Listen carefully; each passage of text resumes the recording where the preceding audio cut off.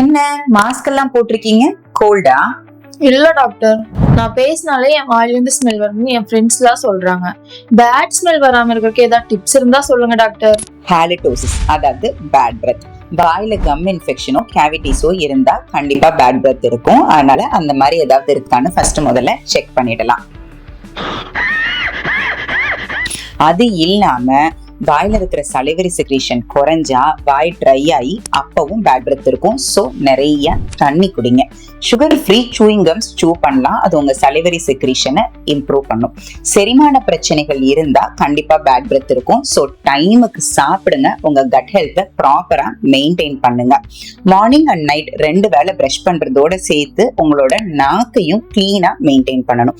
80% of the bad பிரெத்துக்கு காரணம் clean பண்ணாம இருக்கிற டங் தான்.